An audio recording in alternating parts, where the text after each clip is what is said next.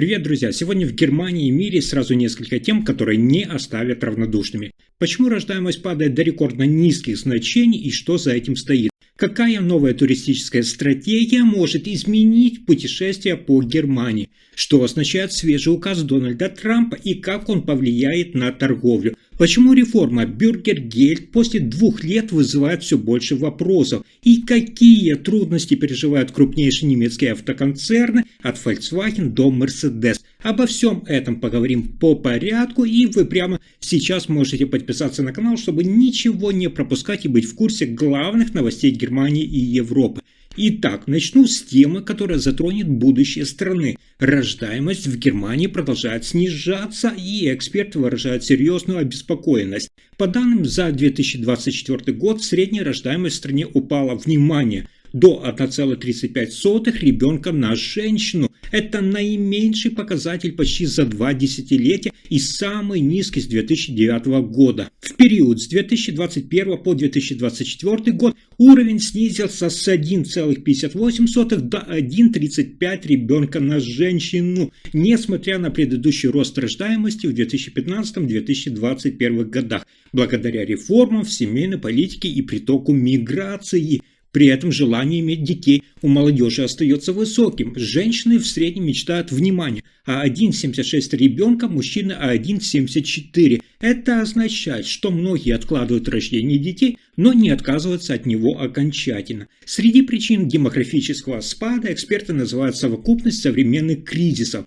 нестабильную экономическую ситуацию, инфляцию, неопределенность будущего, а также проблемы с доступным жильем и детской инфраструктурой. Все это создает ощущение неуверенности и заставляет откладывать планы на ребенка. Особенно остро выглядит ситуация среди женщин с местным гражданством. Их рождаемость составляет всего 1,23 ребенка на женщину, что сопоставимо с показателями, внимания, начала 1990-х годов. Исследователи предупреждают, если отложенное желание иметь детей будет откладываться слишком долго, многие могут не успеть его реализовать из-за возраста. Вместе с тем, демографическая нагрузка на пенсионную и социальные системы будет только нарастать.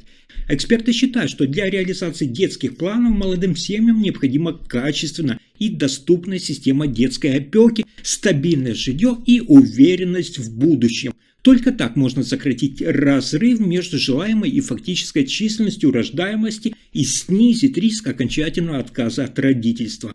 А дальше еще одна интересная новость о новой туристической реформе в Германии. Правительство разработало план по оживлению внутреннего туризма. Выступая инициатором 5-точечной стратегии для повышения привлекательности страны как туристического направления, в первую очередь речь идет о снижении затрат на авиаперелеты. В планах сконцентрироваться на снижении налогов и аэропортовых сборов, которые сегодня делают полеты слишком дорогими и вынуждают авиакомпании сокращать рейсы.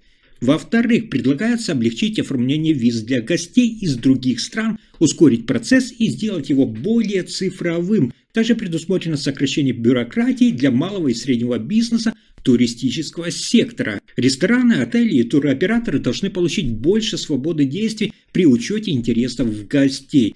Третий пункт касается инфраструктуры. Планируется улучшить транспортную и мобильную связь, особенно в регионах, где туристическая сеть слабая. Это позволит распределить потоки отдыхающих и разгрузить популярные урбанизированные центры. Четвертая инициатива направлена на гибкость трудового времени в туризме, чтобы бизнес мог лучше реагировать на сезонные изменения, а сотрудники планировать чередование работы и отдыха. Наконец, 5-й пункт – изменение модели финансирования для туристических компаний. Ставку отчислений в туристический гарантийный фонд снизят с 1 до 0,5%, что значительно уменьшит издержки предпринимателей без ущерба для защиты клиентов. Цель – это сохранить отрасль, дать бизнесу пространство, а путешествия сделать более доступнее. Несмотря на высокий спрос на внутренний туризм и рекордные ночевки, многочисленные отели и компании работают в напряженных условиях. Рост цен, нехватка кадров, энергетические и административные расходы. Новый план рассчитан как баланс между экономическим стимулом и устойчивым развитием отрасли. А следующая новость касается нового торгового конфликта, инициированного Дональдом Трампом. президент Соединенных Штатов Америки подписал указ о введении новых импортных пошлин на широкий круг товаров-партнеров. Большинство стран теперь столкнулись с базовой ставкой в 10%, но тем, с которыми сохраняется значительный торговый дефицит, придется платить 15% и более, вплоть до 41%, как в случае с Сирией и Лаосом.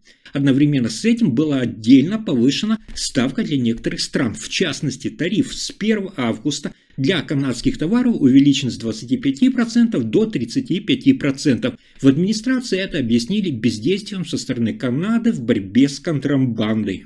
В отношении остальных стран вступление в силу новых пошлин отложено на неделю до 7 августа, чтобы таможенным службам было время подготовиться. Швейцария, которая ранее ожидала тариф около 31%, теперь столкнется с 39%, а Тайвань с 20%, несмотря на отсутствие предварительных вообще соглашений. Некоторые страны, сумевшие договориться отдельно, например, Европейский Союз, Япония, Южная Корея, получили, как я вам уже рассказывал, льготные ставки около 15% или даже 10%. Таким образом, средняя ставка по импорту в Соединенные Штаты Америки подскочила практически, внимание, с 2,5% до более чем 18%, что является крупнейшим скачком за последние годы. Эксперты предупреждают, такие вот изменения создают серьезные трудности для мировой торговли, могут повысить цены и усложнить работу компаниям и покупателям. Одновременно с принятием мер начались судебные апелляции, а ряд новых льготных соглашений пока еще обсуждаются в судах и переговорах.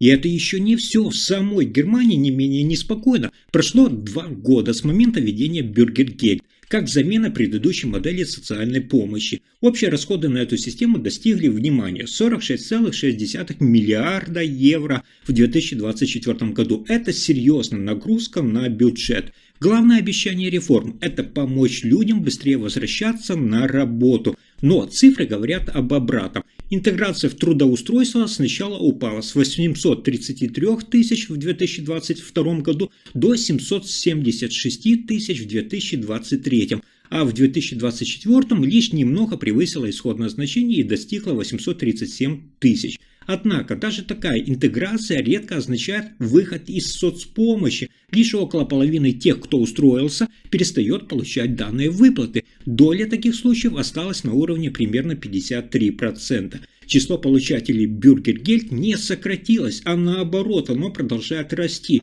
По данным агентства, увеличение количества заявлений идет из-за конъюнктуры и уровня миграции, и обещанный выход из соцпомощи остался иллюзорным. Интеграционные показатели не оправдали ожиданий, а реформа так и не изменила основную динамику. Критики отмечают, высокий уровень затрат и минимальные результаты вызывают сомнения и эффективность модели. По их мнению, нужна глубокая корректировка, более строгие требования к получателям, уменьшение стимулов к длительному пребыванию на выплатах и повышение прозрачности. Пока же складывается неутешительная картина, обещания не оправдались, значительная часть средств расходуется без устойчивого результата на рынок труда. И теперь переходим к важным экономическим новостям Германии.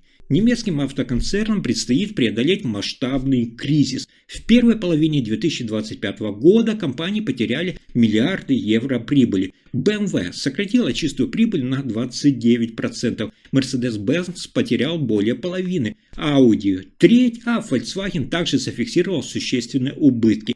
Причины многогранны. Во-первых, новые американские пошлины на европейские автомобили. Все вы знаете, ставка в 15%. Существенно подрывает доходы экспортеров, и хотя это менее резко, чем планировавшиеся 30%, удар остается серьезным. Во-вторых, конкуренция со стороны китайских брендов усиливается. Местные сборщики предлагают более дешево и качественно, особенно на внутреннем рынке Китая, где продажи европейцев падают. На стороне компании масштабные усилия по трансформации, инвестиции в электрификацию, цифровизацию и автономное вождение. Volkswagen, например, готовится вложить около 165 миллиардов евро и сократить производство на 750 тысяч машин и около 35 тысяч рабочих мест в Германии к 2030 году. Audi уже анонсировала увольнение до 7,5 тысяч сотрудников и планирует сэкономить свыше миллиарда евро ежегодно. Дополнительную обеспокоенность вызывает и ситуация в отрасли поставщиков. Некоторые планируют сокращение почти четверти позиций на фоне медленного роста продаж и слабого спроса на электромобили. Обстановка усугубляется всеобщим бизнес-пессимизмом, я бы так это назвал. Индекс делового климата отрасли ИФА остается на отрицательных уровнях, а неопределенность торговли и внешних рынков подрывают все планы. Тем не менее, отраслевые лидеры остаются осторожно оптимистичны. Они отмечают, кризис не разрушителен, но требует быстрого структурного обновления